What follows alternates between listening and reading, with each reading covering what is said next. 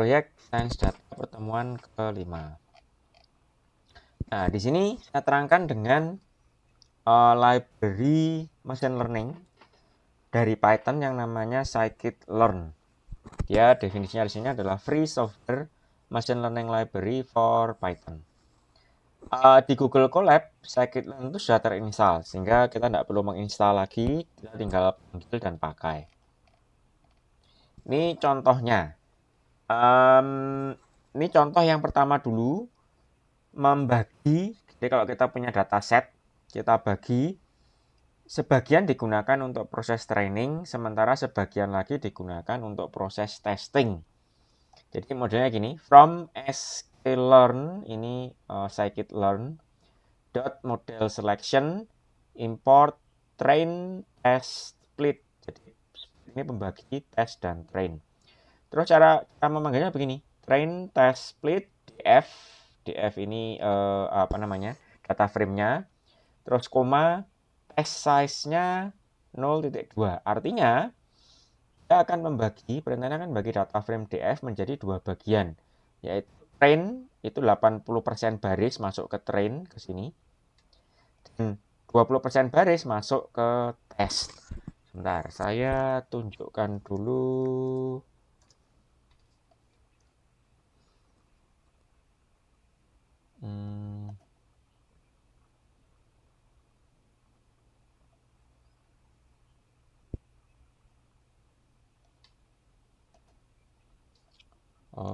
Saya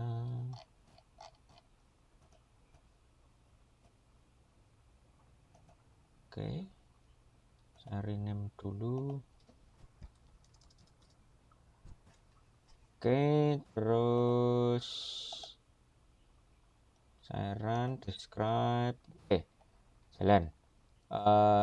Terus berikutnya ini saya copy,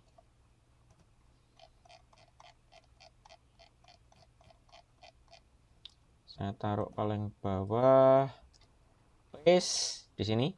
From sklearn, importnya ini dalam satu baris, ini juga dalam satu baris. Saya run.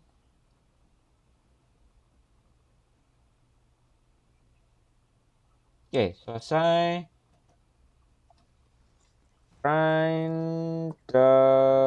Describe. Ya, di sini muncul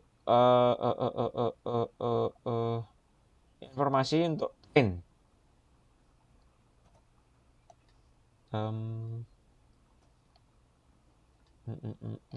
Itu info train.info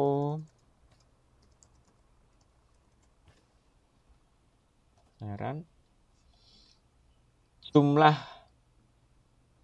kolomnya 614. Dari yang sebelumnya keseluruhan df, keseluruhan data frame itu ada kolomnya 768. Jadi 600 sekian tadi dari 768 ini adalah 80%-nya. Ini masuk yang train. Yang 20%-nya sisanya masuk ke test. 154 masuk ke test. Ini untuk membagi data. Karena biasanya kalau kita bermain dengan machine learning, itu ada sebagian data yang kita alokasikan untuk training, ada sebagian lagi untuk testing.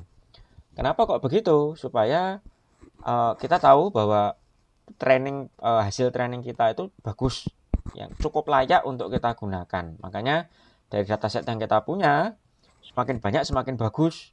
Nanti trainingnya semakin banyak. Terus juga testingnya juga semakin banyak. Itu dulu. Sampai sini ada pertanyaan dulu.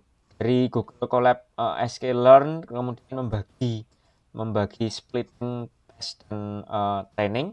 Ada pertanyaan dulu kah? Ada pertanyaan dulu kah?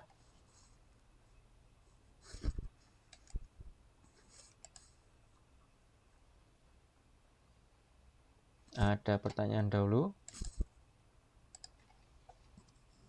Belum ada, Bapak. Oke, saya lanjutkan. Berikutnya, split data kolom, atribut, input, dan target. Jadi, dalam contoh kasus ini, kita hanya mau mentraining dari kolom pregnancies dan BMI. Ini hanya contoh. Jadi, kita mau mentraining sistem machine learning kita hanya dari dua kategori, pregnancies dan BMI. Kategorinya kan banyak. Di sini datanya tadi kategorinya kan ada pregnancies, glucose, blood pressure, dan lain sebagainya. Dalam hal ini, kita mau sisanya kita hanya mau menggunakan dua kolom saja untuk mentraining, yaitu pregnancies dan BMI. Caranya, bikin feature calls buat list, isinya adalah pregnancies dan BMI, terus extrain, jadi trainingnya dataset untuk trainingnya ini di sini train.log mulai dari yang pertama sampai feature calls. Terus test dari frame test ambil lokasinya dari base pertama sampai nomor feature calls. Apa namanya? Sorry, bukan barisnya, kolomnya yang diambil adalah feature calls di sini. Terus untuk train ini adalah outcome-nya, apakah nilainya 0 atau 1, apakah menderita diabetes atau tidak, diambil dari train untuk kolom outcome. Untuk test diambil dari data frame test, kolomnya kolom outcome. Intinya ini perintahnya ini adalah membagi dua data frame train dan test itu menjadi bagian, atribut input dan atribut target. Oke, saya tunjukkan, saya copy, saya run di sini.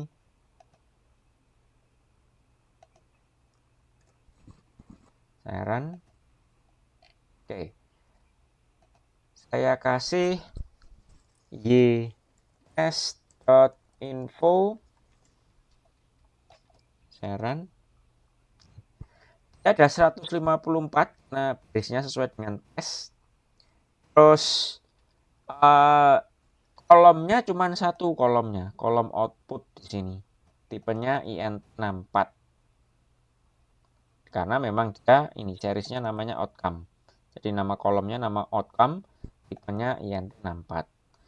Kalau extrain, train sama saya kasih X-test saja.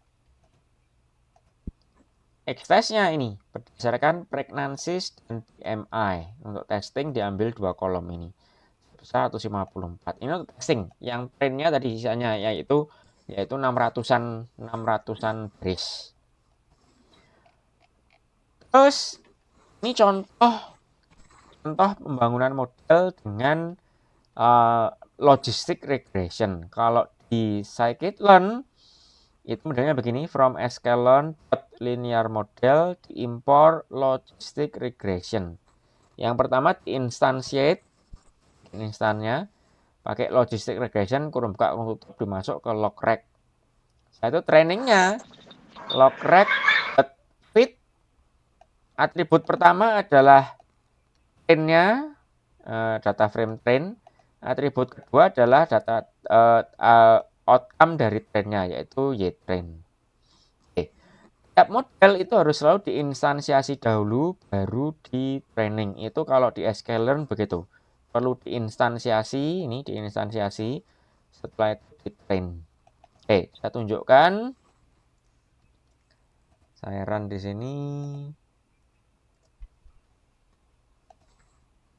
Salah. Ininya tidak boleh beda baris. Ininya harus satu baris. Saya run. Oke, sudah selesai. Kok cepat, Pak? Ya, karena jumlah barisnya cuma 600-an baris, terus kolomnya cuma 2. Terus lagian juga logistic regression ini memang salah satu model machine learning yang memang relatif sederhana dibanding model-model yang lain. Makanya cepat. Faktor selanjutnya juga dari si Google Colab-nya sendiri. Google Colab itu kemampuan prosesornya lumayan. Saya tidak bilang bagus ya. Saya tidak bilang bagus, tapi lumayan. Jadi tidak bisa disebut lambat juga. Ini berarti kan disknya yang available untuk kita, untuk saya gunakan di sini ada 75 GB yang bisa saya gunakan untuk training di sini. Terus saya lupa gimana caranya ngecek kecepatan prosesor. Ini RAM-nya yang bisa saya gunakan 12,7 GB. Lumayan. Ini laptop saya yang saya pakai untuk ngajarnya aja, laptop saya RAM-nya cuma 8 GB. Ini sementara si Google Colab ini dia bisa pakai 12 GB lebih. Disknya ini 100 GB. Sudah terpakai 35, sisanya 75. Kecepatan prosesornya saya enggak tahu, saya lupa di mana ngeceknya. Harusnya ada, bisa dicek lah kalau mau. Tapi intinya kecepatannya si siapa? Si Google Colab ini lumayan. Jadi kalau nanti mahasiswa kesulitan, laptopnya lambat misalkan, bisa dicoba running di sini. Bisa dicoba running di Google Colab. Hanya saja Google Colab itu ada batas maksimumnya 12 jam. Kalau terakhir saya cek itu dia pasti putus 12 jam. Jadi kalau training harus sambil diperhatikan, tidak bisa ditinggal. Intinya itu. Ini selesai, proses logistic regression selesai. Terus berikutnya ini untuk lihat hasil modelnya itu digunakan dan menggunakan X-test. Terus diterima dengan variable prediction output. Nah, prediksi dilakukan dengan metode predict di sini. Dengan argumen atribut input test. Saya run.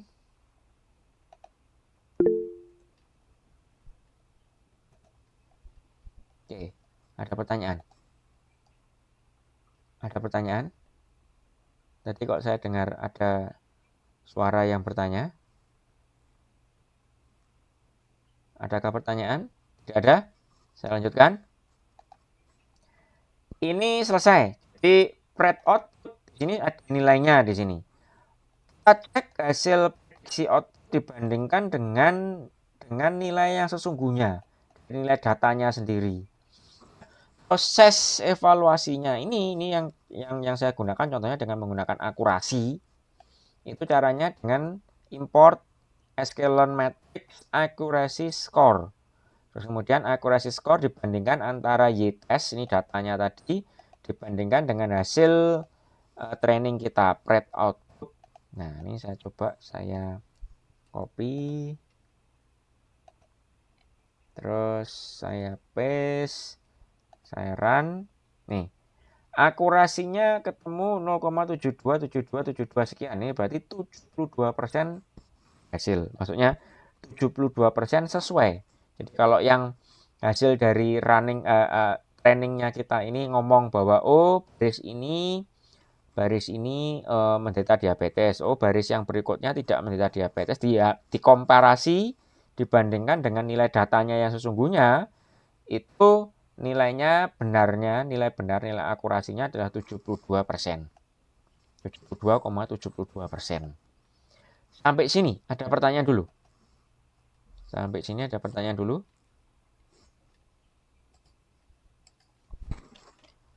Sampai sini ada pertanyaan dulu.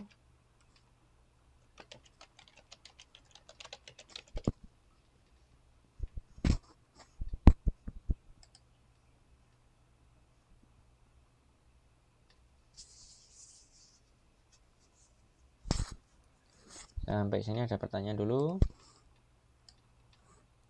Tidak ada? Saya lanjutkan. Metode evaluasi lain itu bisa dilihat di sini. Ini saya buka. Loh. Yang saya copy yang ini. Oke.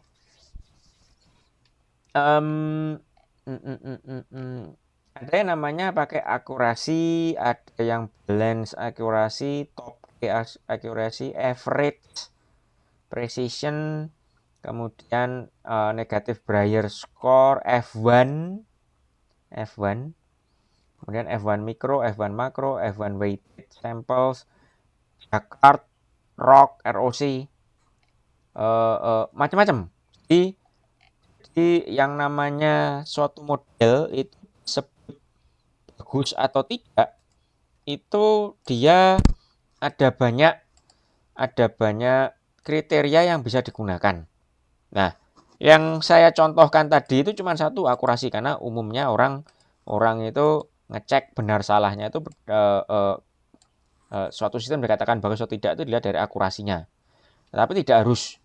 Ini macam-macam. Silahkan nanti bisa dibaca sendiri cara implementasinya di sklearn itu seperti apa. Terus berikutnya materi terkait. Materi terkait di sini ada beberapa hal, ada beberapa tutorial yang mahasiswa bisa datangi dan bisa dipelajari. Ini contohnya adalah dari sini. Richie Eng, Pandas, Scikit-learn. Jadi gimana cara menggunakan Pandas dan Scikit-learn bersamaan untuk belajar gimana cara kedua library ini bekerja sama. Nih, saya tunjukkan, saya open juga di sini. Nah, di sini setnya dia agak beda. Setnya dia pakai di sini train. Isinya adalah modelnya begini.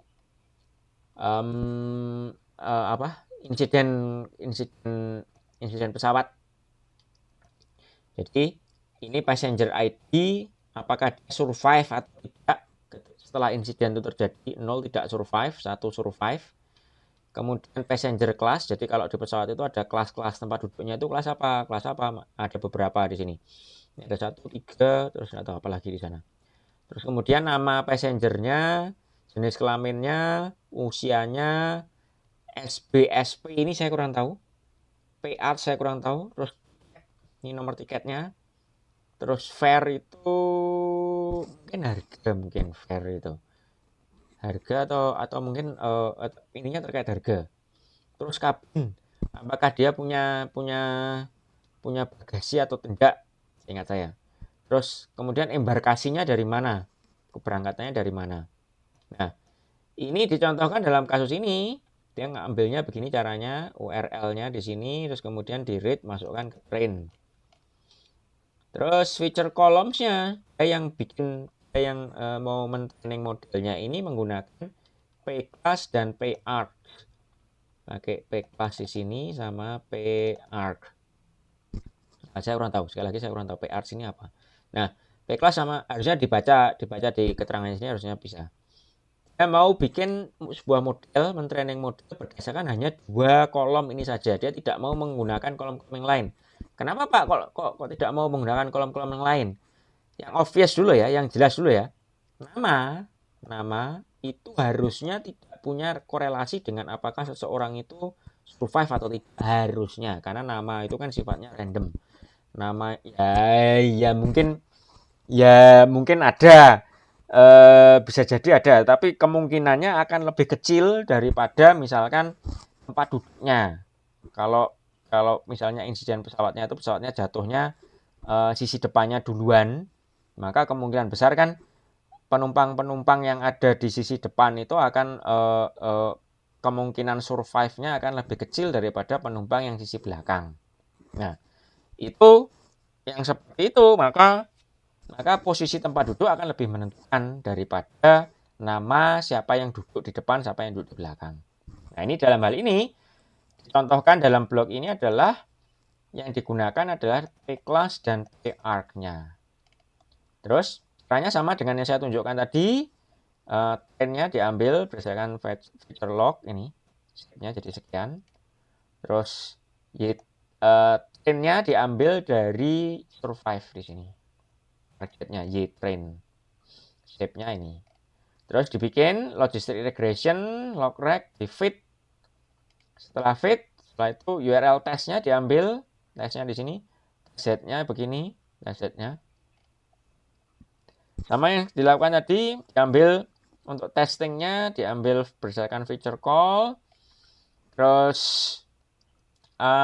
suruh prediksi berdasarkan ini. dimasukkan new prediction class. Setelah itu hasil prediksi ini diformat ke data frame. Nih formatnya begini. Masuk ke variabel Kaggle data, terus Kaggle datanya ini di write to CSV. Sub CSV ini submission. Ini yang disubmit ke website Kaggle. Nah, kalau mau disimpan, trainingnya ini disimpan ke Pickle. Terus read Pickle modelnya begini. Nah, ini disubmit. Yang CSV-nya ini tadi disubmit. CSV-nya. Inilah yang nanti dilihat hasilnya, akurasinya seberapa berdasarkan website Kaggle-nya. Kenapa Pak kok tidak dilakukan seperti yang Bapak lakukan barusan, dicek sendiri akurasinya dengan cara kita sendiri? Karena dalam kasus yang dataset yang ini, data trainnya hasil prediksi untuk tesnya itu tidak disediakan, tidak bisa kita download. Kita bisa mendownload tesnya ini dari data tes, tetapi jawaban tesnya apa setiap baris dalam data tes ini, apakah dia 0 atau 1 tidak ketahuan, yang tahu websitenya. Makanya harus kita submit, nanti sama websitenya lah yang melakukan checking, bukan kita yang melakukan checking. Ini kenapa saya singgung, karena siapa tahu ada kelompok-kelompok tertentu yang mau mengambil proyek semester ini, proyek kelas ini dengan kompetisi yang ada di Kaggle. Nah, ini contohnya dari si blog ini menunjukkan gimana sih caranya melakukan pembacaan data, terus kemudian ngambil tes, kemudian melakukan prediksi, dan balik melakukan pembuatan file CSV submission yang nantinya akan di submit. Ini blognya ini gunanya itu, makanya saya ambil blog ini. Ada pertanyaan dulu sampai sini? Ada pertanyaan dulu sampai sini?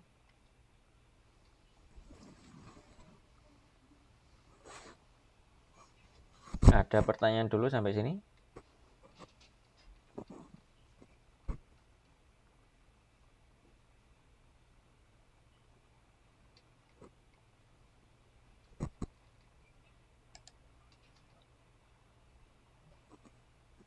Tidak ada?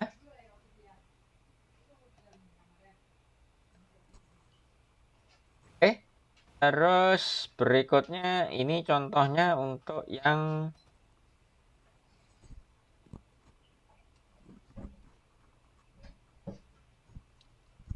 beginner how to.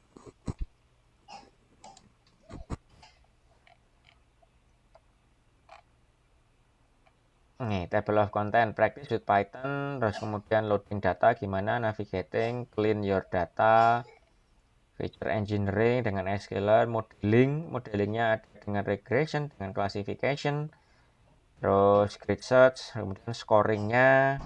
Ini bisa dipelajari sendiri oleh mahasiswa. Saya lompati. Sudah, sampai sini. Materi selesai hari ini. Sebelum saya ngomong tentang UTS, ada lagi pertanyaan? Adakah pertanyaan?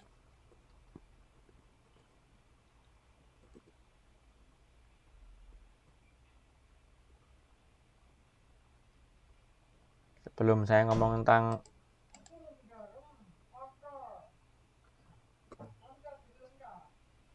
tentang UTS, adakah pertanyaan?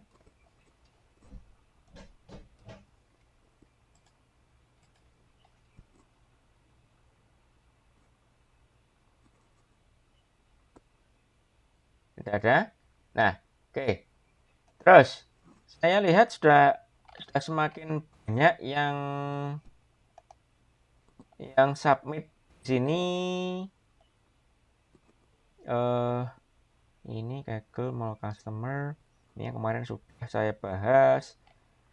Terus gagal jantung dengan GNB model. Heart failure, clinical record. Oke. Ini ya ada pertanyaan? Oke. saya teruskan. Rasanya tidak ada masalah. Ini Kaggle, regresi linier, lung cancer. Ini datasetnya. Yang kelompok yang terakhir datasetnya saya belum lihat linknya yang bisa saya lihat. Yang Kaggle ini saya rasanya ada masalah Kaggle di sini. Kalau yang ITS di sini saya coba lihat. Oke, tidak ada masalah. Yang ITS dataset, oke, download bisa. Oh, bukan ITS, IICS, UCI. Oke, saya rasa tidak ada masalah. Yang ini saja yang kelompok yang paling bawah saat ini, yang Muhammad Fajar Kurniawan di sini, datasetnya belum kelihatan nih dapat dari mana nih datasetnya. Kalau memang saya ngumpulkan sendiri Pak datasetnya, saya tidak ngambil dari website tertentu. Saya melakukan pencatatan sendiri dari lingkungan saya atau dari teman saya atau dari mana itu ya. Tidak ada masalah, silahkan itu di upload Google Drive misalkan, terus di share, linknya ditaruh di sini linknya ditaruh di sini. Oke.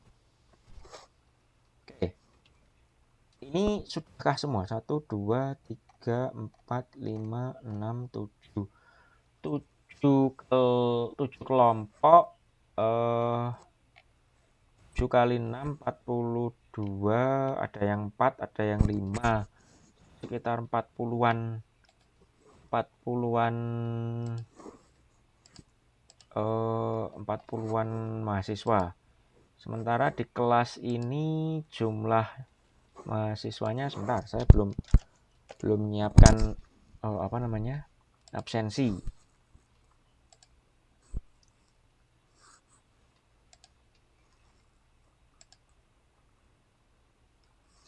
Kelas ini 40 orang. Oke, jadi kurang lebih sudah tercakup semua nih. Saya hitung lagi 4, 8, 13, 19, 25, 31, 6. Kurang 4 orang. Silakan 4 orang itu bergabung dalam satu kelompok sendiri. Oke, sekarang saya siapkan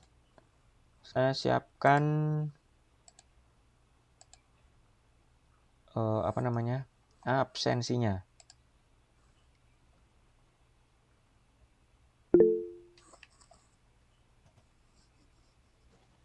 Ya, silahkan. Ada pertanyaan?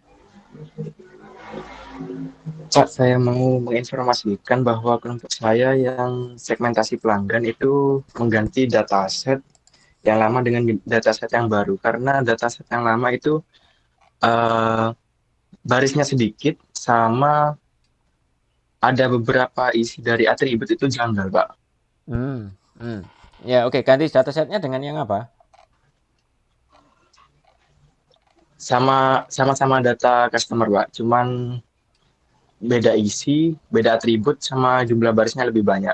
Oke. Nah, Saya kalau email begitu, kemarin, Pak. nah kalau begitu di sini biarkan saja, kamu nanti posting lagi di bawah dengan dataset yang baru yang apa. Oke. Baik, Pak. Yang ini biarkan saja yang di atas. Iya, Pak. Oke.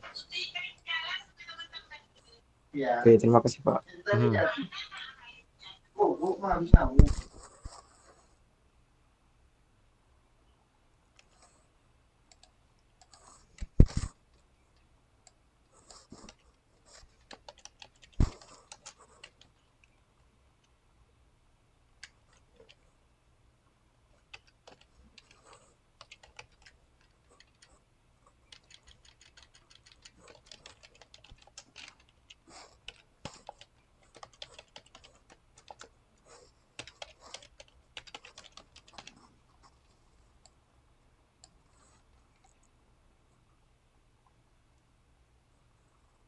Oke.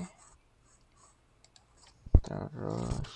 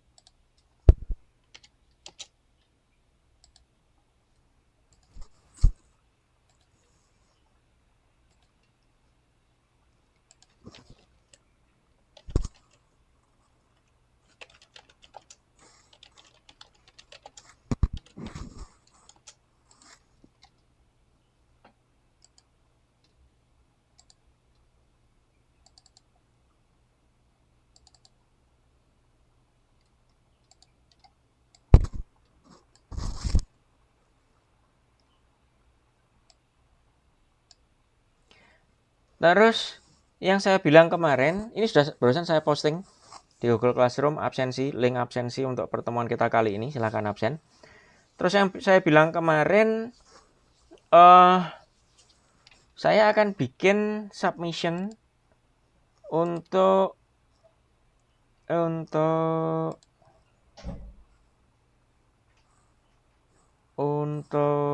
draft proposal, upload draft proposal sesuai format yang tercantum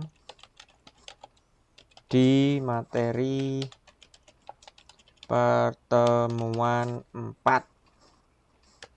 Bentar, daripada begitu saya kopikan saja, daripada nanti mahasiswa mencari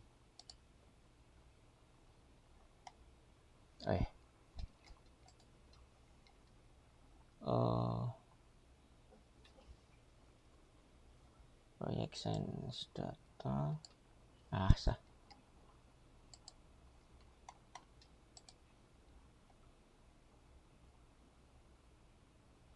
Tuh.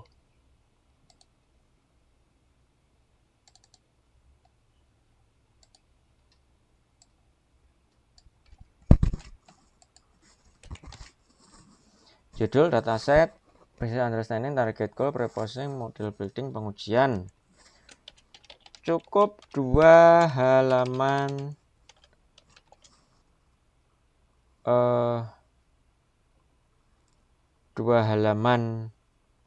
A4 saja. Satu kelompok submit 1 dokumen saja. Oke. Points-nya ungraded.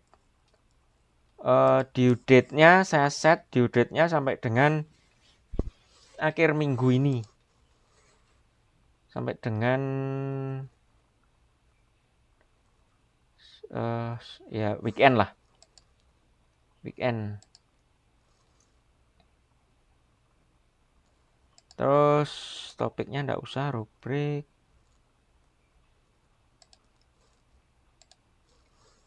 Oke. Terus saya assign.